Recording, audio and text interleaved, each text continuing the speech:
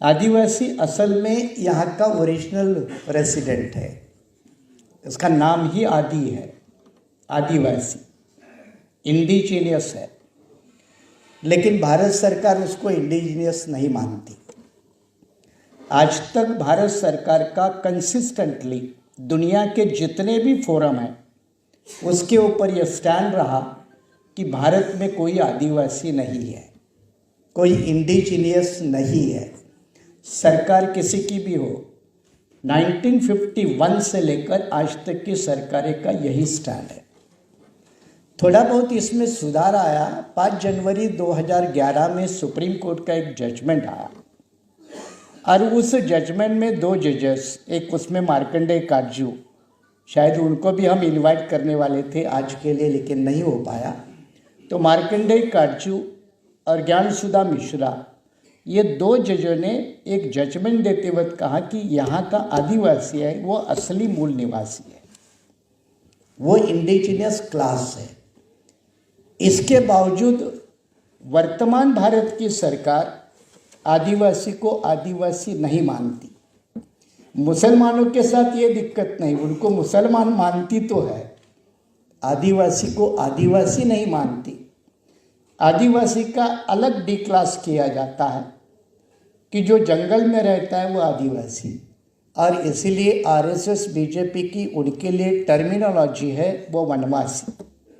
और इसलिए आरएसएस की वनवासी कल्याण आश्रम के माध्यम से आदिवासियों में बड़े पैमाने में आदिवासी का हिंदूकरण की बात होती है।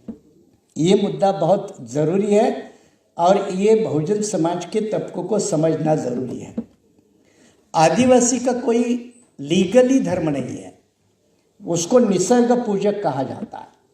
ये निसर्ग की पूजा करने वाले लोग हैं, इसलिए उनका कोई धर्म नहीं है। लेकिन पिछले 50 साल से आदिवासी के सामने जानबूझकर हिंदूकरण, हिंदू हिंदू लिखने का एक राष्ट्रीय कार्यक्रम चला है।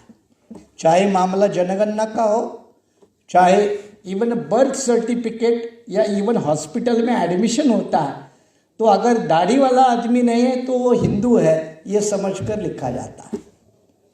तो आदिवासी के साथ ये जबरदस्ती है, उसका जबरदस्ती से हिंदूकरण किया जा रहा।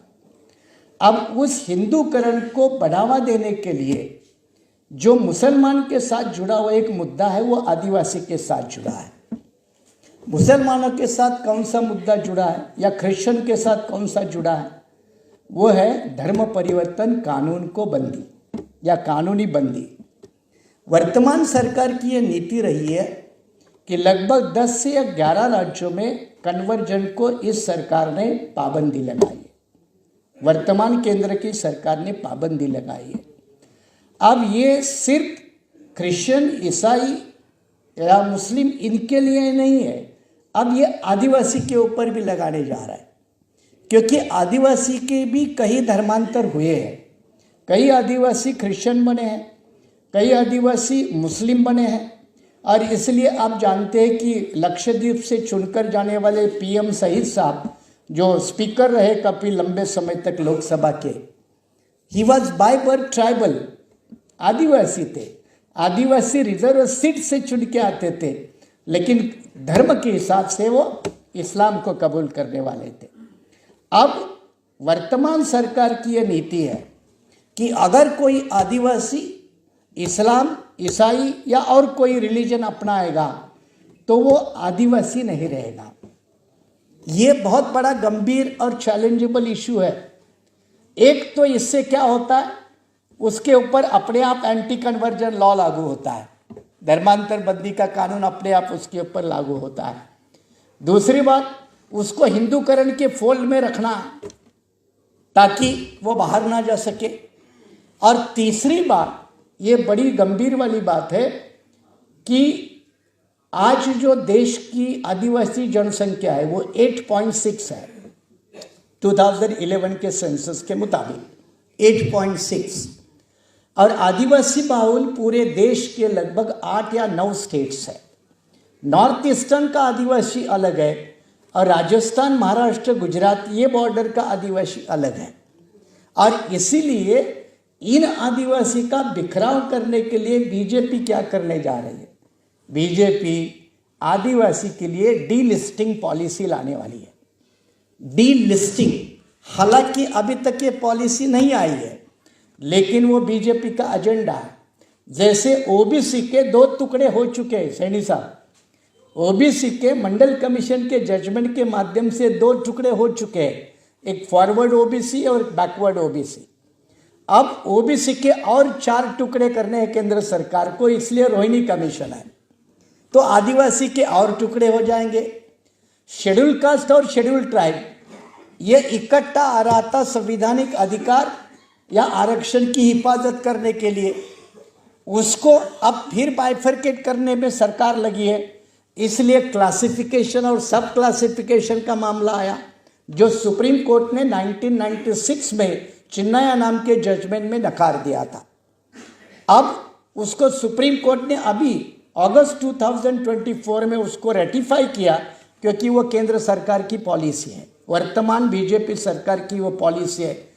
तो ओबीसी के भी टुकड़े होंगे, एससी के भी टुकड़े होंगे, एसटी के भी टुकड़े होंगे।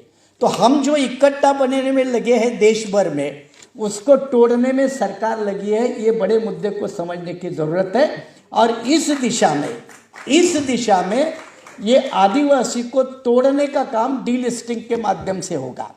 और डीलिस्टिंग का मतलब है, अगर आज 8.6% पॉपुलेशन ट्राइबल की है, तो अगर डीलिस्टिंग पॉलिसी आ गई तो 4% आदिवासी बचेगा। 4% आदिवासी बचेगा। तो हमारे वेलाराम साहब ने जो पेसा कानून का जिक्र किया, पेसा कानून ये panchayat extension to scheduled areas act, ऐसा उसका पूरा नाम है, इसलिए उसका शॉर्ट फॉर्म है पेसा, PESA। ये पेसा कानून की विशेषता ये है कि ये आदिवासी कम्युनिटी का एक अधिकारों का चार्टर है, स्वयं शासन बोलते हैं। वहाँ के नेचुरल रिसोर्सेज को यूज़ करने के लिए वहाँ की लोकल बॉडी, यानी ये ग्राम सभा, जैसे ग्राम पंचायत बोलते हैं वैसे ग्राम सभा, इनके विशेष अधिकार है। ये अधिकार कानून तो बनाया 1996 में, लेकिन मैं महाराष्ट्र की बात बताता हूँ। कानून बनाया 1996 में, और कानून के अंदर वो कानून इम्प्लीमेंट करने के लिए रूल लाए 2014 में। कितने साल गए? तो एक तरफ भारतीय संविधान ने जो 5वीं और 6ठी सूची दी है, उसका पालन आज तक किसी भी प्रदेश और किसी भी देश के सरकार ने नहीं किया। यह आदिवासी के साथ बड़ा धोखा। मैं इस पॉइंट को ऐसे कंक्लूड कर रहा हूँ कि ये डीलिस्टिंग के पॉलिसी के माध्यम से आदिवासी की जनसंख्या कम होगी, आदिवासी का बजट कम होगा, आदिवासी का वर्तमान रिजर्व पॉलिटिकल सीट्स कम होंगे, और आदिवासी की टोटल इस देश में हिस्सेदारी भी अपने आप कम हो जाएगी। जल, जमीन और जंगल, ये जो 3 बातों के ऊपर आदिवासी इस देश का खड़ा है, ये जल, जमीन और जंगल कारपोरेट क्लास के हाथ में बेचने का गवर्नमेंट का प्लान है।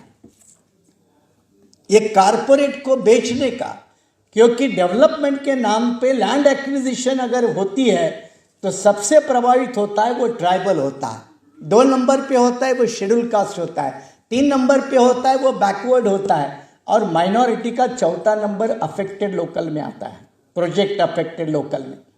और अभी जमीन बची है वो जंगलों में, जमीन बची है पहाड़ों में, और वहाँ ट्राइबल का बसेरा है।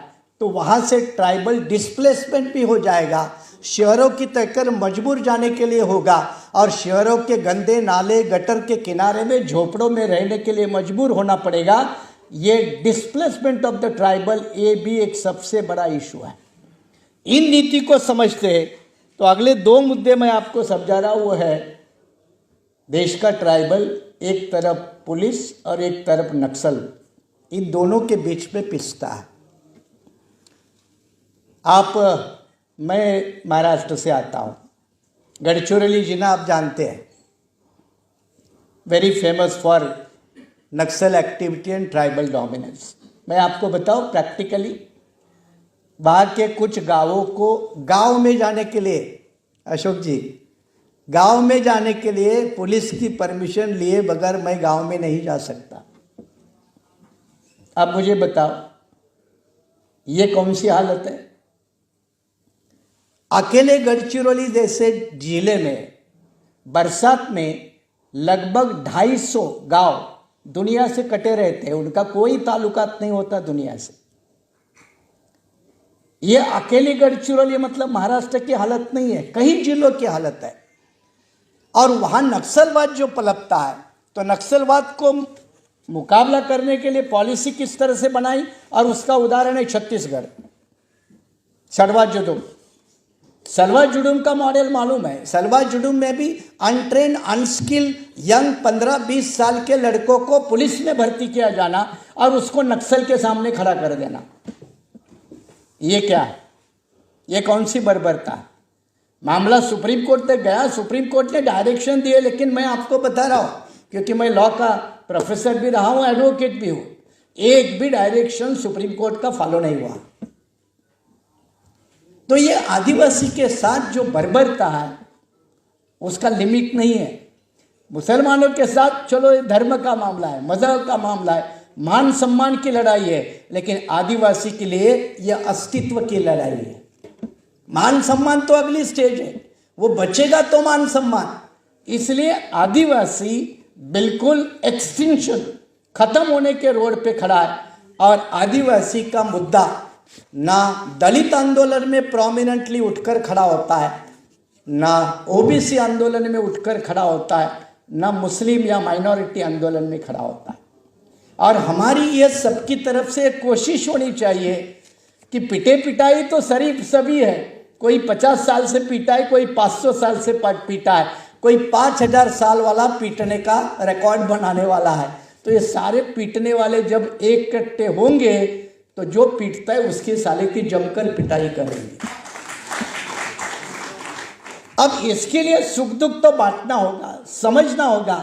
और इसीलिए Bharatiya Bahujan alliance, Muslim personal law board, Sikh personal law board, इनकी ये कोशिश रही है कि इसके पहले हम अलग अलग इकट्ठे ओबीसी अपना देखता है, एससी अपना देखता है, एसटी अपना देखता है, तो फुले शाह अम्बेडकर की ये मूवमेंट है ही नहीं। फुले शाह अम्बेडकर की मूवमेंट ये सारे शोषितों की है, अकलियतों की है। और ये अकलियत एक साथ एक मंच पे आकर मुद्दईद होकर अगर अपने हक और हकूक़ की लड़ाई लड़ेंगे तो हम ज़रूर जीतेंगे। इस दिशा में ये कोशिश, और इस कोशिश में ये वर्कशॉप पहली पहल।